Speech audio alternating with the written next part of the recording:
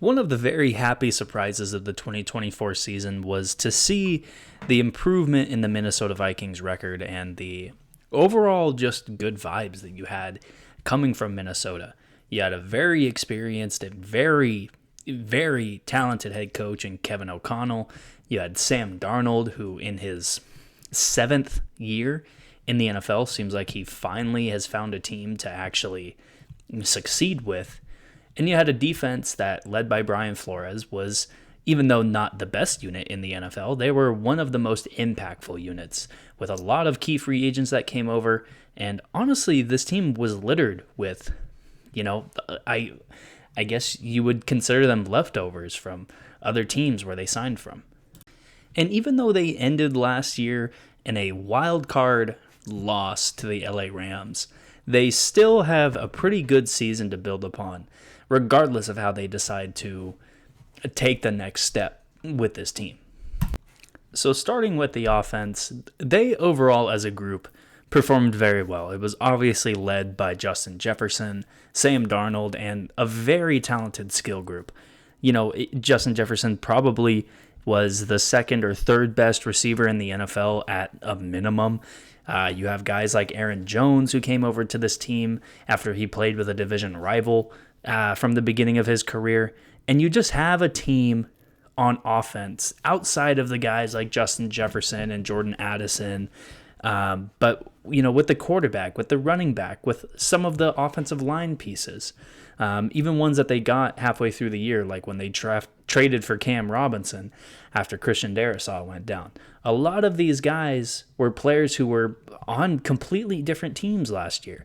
And it's a very good testament to the skill that Kevin O'Connell has as the head coach of this team, to bring them together within the span of 6 or 7 months, and they were humming on all cylinders from the very beginning, going 14-3 this year. Almost the exact same thing can be said about the defense. You look at names on this team that performed very well this year. You have guys like Jonathan Grenard, who came over from Houston. You have Andrew Van Ginkel, who came over from Miami. Byron Murphy was on this team in Minnesota last year, but he was the best corner on this team, and this is only his second year with the team. You obviously have the mainstay guys who performed very well last year, like Harrison Smith, like Cam Bynum, that guys who have been with this team for a while and performed very well. But it was notably led in the pass rush department by those two new faces in Jonathan Grenard and Andrew Van Ginkel, who combined for almost 24 sacks last year. Now, this was a team who brought a lot of new faces to their roster last year. However, there's a very good chance that they see a lot of faces from that roster on a different team next year. It's notably led by guys like Sam Darnold, Aaron Jones, Cam Robinson, and Byron Murphy, and a lot of guys, basically the entire corner class or corner group from this team is up for free agency this year. And there's a few different ways that they can go about their plan here in free agency, and it all is going to revolve around what they do with Sam Darnold. And looking at what the roster looks like just from guys that are currently on the team now, you have some positions that I think you feel very comfortable with. I think at wide receiver, at tackle, and mostly the entire offensive line, except for maybe one or two interior pieces. You have your pass rush there. You have a few key spots locked down. What you don't know is what you're doing with quarterback, who's going to be the running back, who's going to be that third pass rusher on the team. We saw Pat Jones be a very positive force in the pass rush last year, but he's up for free agency as well. So what we don't know right now are those few key pieces, but I think there's a good chance, depending on how they decide to handle Darnold, there's a good chance that they're able to fill out the rest of their roster. So the 2025 free agency for Minnesota. Like I said, there's two plans. Plan A is you bring back Sam Darnold. Cap-wise, it's going to be tough for this team. There's not a lot of contracts that they have that are very team-friendly in terms of either trading or cutting, but they could make it work with bringing back Sam Darnold. I think if you do this, you do really, really need to get 2 running backs, regardless of if they bring back Sam Darnold or not. Currently, the only running back on the roster is Ty Chandler. I don't know what their plan is if they're bringing back Aaron Jones. He was such a positive piece on the offense last year. I wouldn't be surprised if he comes back on a team-friendly deal. Team-friendly might not be cheap enough if they are going to keep Sam Darnold. Again, it could all depend on how much he signs for, how much is guaranteed, what the roster bonus looks like. All of those things are up in the air. And it's going to depend, too, on who else in the NFL is going to try to hitch their wagon to Sam Darnold. Plan A and Plan B, like I said, both plans you need a running back. With Plan A, it needs to be on the cheaper side. With Plan B, you can afford to be a little bit less frugal with your money at that running back position. You can get somebody like a J.K. Dobbins. You could get somebody like a Rico Dowdle, who, neither of those guys are going to break the bank at the running back position, but they're still going to provide very good depth and very good ability at that position. I do think you try to fill out, if you let Sam Darnold go, you try to get that third or fourth receiver. Jalen Naylor had a solid year last year, and this team does still have, TJ Hawkinson and Josh Oliver at tight end. But I think if you add a third or fourth receiver like a Josh Palmer to this team, that just, especially with his skill set specifically to Josh Palmer, mixed matched with Justin Jefferson, Jordan Addison, those 2 tight ends, if you get a solid running back, you have a very fleshed out skill group that no matter who's on the field, every single defensive back, linebacker, they need to be aware of everybody that's on the field.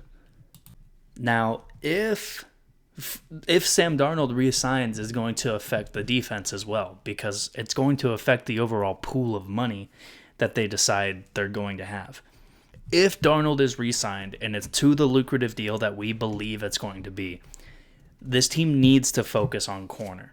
Currently on this roster, as you already saw, Mekhi Blackman, Jay Ward, there's not a lot of experience. I would say there's a void of experience in that cornerback group outside of what was there last year. And it needs to be the focus, because I don't know draft-wise if they're really just going to be able to rely on getting a corner. They pick pretty late in the draft, and with their lack of draft capital, I wouldn't be surprised to see them just trade out of the first round as well. So I would focus on corner. Stephon Gilmore, bringing him back. I will acknowledge the fact that Gilmore is, contemplating retirement. I think I wouldn't be surprised to see Gilmore retire. And so for that fact, you do have to look at other avenues, but I think he would be one of the better options you could bring back on a cheaper deal. However, if Darnold is gone, defensively is where this team should be spending more money. You have still the need of corner, but I think you fill it out with more talented pieces. You get somebody like an Asante Samuel from the LA Chargers, or you get Paulson Adebo from the New Orleans Saints. Those are 2 guys that could lead your secondary group for years to come. And that gives you a little bit more flexibility to get another defensive lineman, to get another, especially interior pass rusher. You can throw some money at somebody like a Milton Williams, who had a Super Bowl MVP type performance in this year's Super Bowl and has been a very good player his entire career with the Philadelphia Eagles.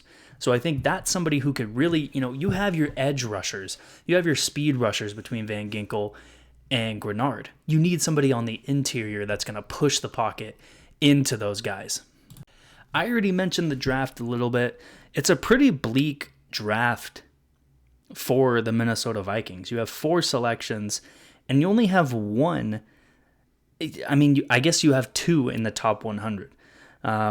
but you have a lot more needs than you have selections. And that's why I really think it's a good idea to try to trade that pick for second, third, and fourth round compensation and just, try to get 6 or 7 players out of this draft instead of, especially with 2 of the picks being after the 4th round or into the 3rd round, I guess I should say. The chance of either of those picks at number 140 or 161 actually having a player pan out for the Minnesota Vikings is not very high, just looking at the history of the draft. So if you get more guys, more picks in between, like, say 35 and 100, 2 or 3 more selections in there, that's what I would be trying to do. If you cannot make a trade happen, corner is a pretty big priority. So is running back, and so is the interior of the offensive line. There's a pretty good chance that Amarian Hampton ends up getting into the first round. Depending on how he performs at the combine, there's a very good chance that he gets into the first round.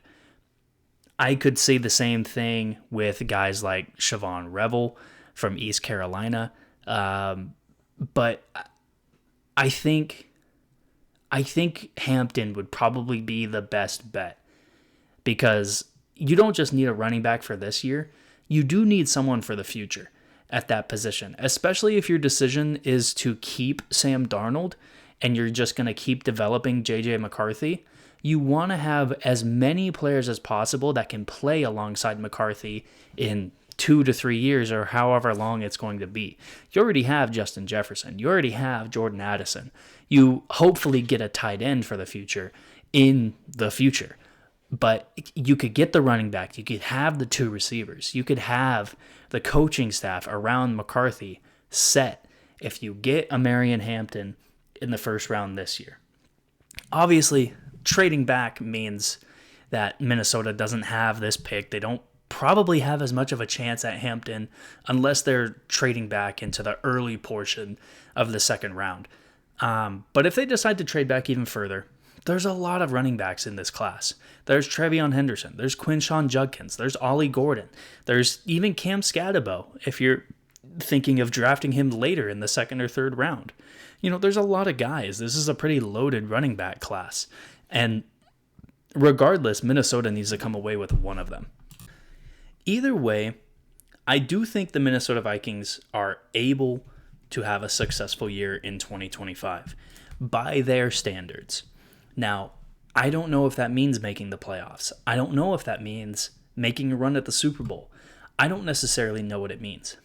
But what it could mean is if this team gives the keys to JJ McCarthy, it's really giving the keys to Justin Jefferson, in my opinion.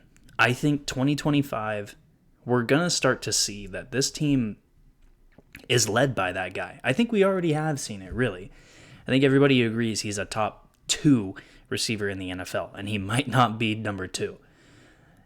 If they keep Sam Darnold, either way, it's still Justin Jefferson's offense. This offense runs through Jefferson and Jordan Addison in there as well. I mean, he's a very capable receiver of getting 1,300 yards, 10-plus touchdowns in his own right.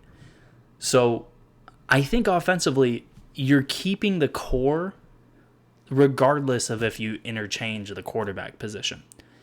Defensively is where I have more worries. If this secondary group just completely devolves into only being able to rely on guys who didn't play last year, you do still have Harrison Smith, you do still have Josh Metellus, but you just aren't as fleshed out in the secondary as well as you were this year. This year, bringing in Stephon Gilmore, bringing in Shaquille Griffin, bringing in, all these guys that they brought in on one-year deals or got in during training camp or during the preseason. Like, these guys played so well above expectation, and they might not be back next year. I really wouldn't be surprised to see defensively this team take a step back, even with those 2 great pass rushers and some young guys that played pretty well last year. So I wouldn't be surprised to see this team take a step back And I also wouldn't be surprised to see this team from a management standpoint, I guess, force their way into taking a step back by possibly just setting themselves up for the future with draft pick trades or signing younger free agents to try to build that core around the eventual quarterback, JJ McCarthy.